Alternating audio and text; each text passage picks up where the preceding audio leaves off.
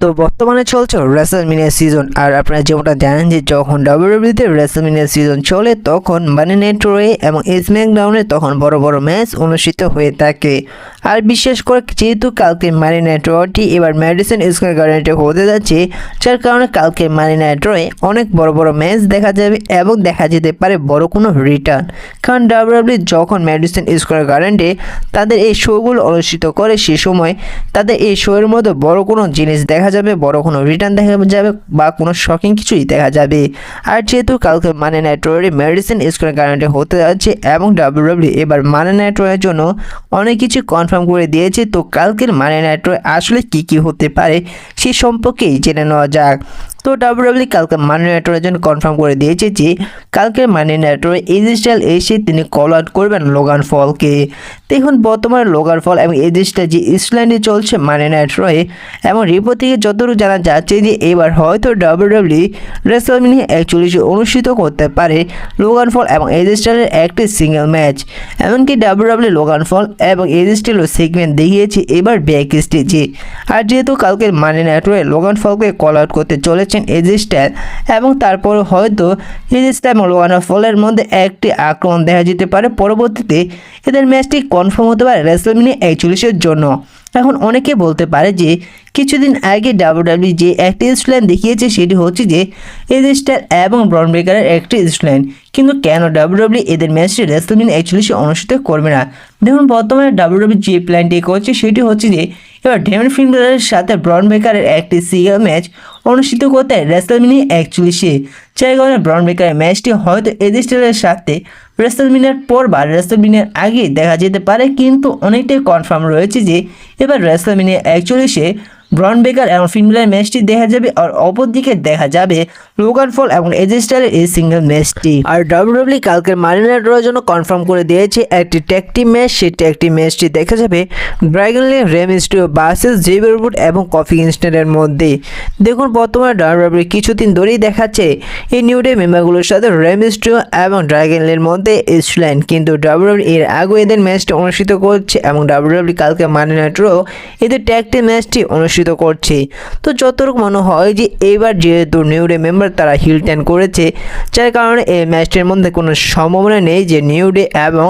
Dragon লি তারা এই ম্যাচের মধ্যে জেভিয়ার উড এবং কফি কিংস্টনকে হারিয়ে ভিক্টরি নিয়ে নেবেন,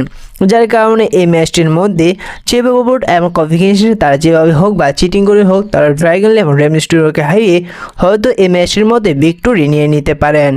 এবং কালকে মানি নাইট রয়ে দেখা যাবে 2025 royal Rumble winner main event যে ওসোর সাথে গ্রেসন ওলার একটি সিঙ্গেল ম্যাচ। আপনারা গত সপ্তাহে মানি নাইট রয়ে যেমন দেখেছিলেন যে গ্রেসন ওলার এবং অস্টিন থিওরি এসে তারা যে ওসোকে আক্রমণ করেছিল, পরবর্তীতে সেটির সুযোগ নিয়ে গুন্থার এসে যে ওসোকে আক্রমণ করেছে, যার কারণে এদের ম্যাচটি কালকে মানি নাইট রয়ের জন্য ডাব্লিউডাব্লিউ কনফার্ম করে দিয়েছে একটি সিঙ্গেল ম্যাচ। আর যেহেতু এবার যে ওসো তিনি রয়্যাল রাম্বল উইনার হয়ে রেসলম্যানিয়াতে ফেস করতে যাচ্ছেন গুন্থারকে ওয়ার্ল্ড হেভিওয়েট চ্যাম্পিয়নশিপের জন্য, যার কারণে এই ম্যাচটির মধ্যে গ্রেসন ওলার জিতবে তার কোনো সম্ভাবনা নেই, বরং এই ম্যাচটির মধ্যে গ্রেসন ওলারকে হারিয়ে যে ওসো এই ম্যাচটির মধ্যে ভিক্টরি নিয়ে নেবেন। পরবর্তীতে সে জায়গায় দেখা যাবে যে ঠিক গত সপ্তাহের মতনই আবার গুন্থার এসে জেউসোকে আক্রমণ করবে এবং জেউসোকে সে জায়গায় ডিস্ট্রয় করে দিবে। হয়তো জেউসো কালকেও তিনি গুন্থারকে আক্রমণ করলেও করতে পারে, কিন্তু অনেকটা সম্ভাবনা রয়েছে যে কালকের মানি নাইট রয়ে জেউসো এই ম্যাচটি জিতে যাওয়ার পর তাকে গুন্থার ভয়ঙ্করভাবে আক্রমণ করবে। এবং কালকের মানি নাইট রয়ের জন্য ডাব্লিউডাব্লিউ অফিসিয়ালিভাবে কনফার্ম করে দিয়েছে যে কালকে মানি নাইট রয়ে কোডি রোডসকে দেখা যাবে। দেখুন কালকে মানি নাইট রয়ের জন্য যেহেতু কোডি রোডসকে কনফার্ম করে দিয়েছে, কালকে এও হতে পারে যে কোডি রোডসকে যে আক্রমণ করেছে জন সিনা এবং রক তারা সেই ফুটেজ দেখাতে পারে বা কোডি রোডসের পুরোনো কিছুই দেখাতে পারে। আর যদি কালকের মানি নাইট রয়ে কোডি রোডসকে দেখা যায় তাহলে কোডি রোডস এসে তিনি সেই স্ম্যাকডাউনের মতনই প্রোমো কার্ড করবে, তার প্রোমো কার্ডে কোনো ইন্টারেস্টিং বা কোনো ফিলই পাওয়া যাবে না। কালকের মানি নাইট রয়ে হয়তো দেখা যেতে পারে যে প্রিয়াঙ্কা বেলার ইউসকে এবং রিয়া রিপ্লির মধ্যে একটি সমস্যা। আপনারা গত মানি নাইট রয়ে যেমনটা দেখিয়েছিলেন যে রিয়া রিপ্লি এবং প্রিয়াঙ্কা বেলার মধ্যে একটু হাতাহাতি দেখা গিয়েছে, এমনকি সে জায়গায় ইউসকে তিনি রিয়া রিপ্লিকে হারিয়ে তিনি নিউ র ওমেন চ্যাম্পিয়ন হয়েছে। এখন রুলস অনুযায়ী এরা ফেস করবে রেসলম্যানিয়া 41 প্রিয়াঙ্কা বেলার এবং ইয়ো স্কাই, কিন্তু ডাব্লিউডাব্লিউই এবার প্ল্যান করছে নাকি এদের মধ্যে একটি ট্রিপল থ্রেট ম্যাচ অনুষ্ঠিত করবে রিয়া রিপ্লি ভার্সেস প্রিয়াঙ্কা বেলার ভার্সেস ইয়ো স্কাইয়ের মধ্যে, যার কারণে এবার ইয়ো স্কাইকে চ্যাম্পিয়ন বানানো হয়েছে। আর কালকে মানে নেট এসে হয়তো ইয়ো স্কাইয়ের কাছে রিয়া রিপ্লি তিনি রিম্যাচ চাইতে পারে এবং এমন একটি ইস্যুলেন এবং এমন একটি সিচুয়েশন তৈরি করতে পারে, যার কারণে হয়তো এদের মধ্যে একটি ট্রিপল থ্রেট ম্যাচ কনফার্ম হতে পারে র ওমেন চ্যাম্পিয়নশিপের জন্য রেসলম্যানিয়া 41-এ। এবং ডাব্লিউডাব্লিউই কালকে মানি নাইট রোর জন্য কনফার্ম করে দিয়েছে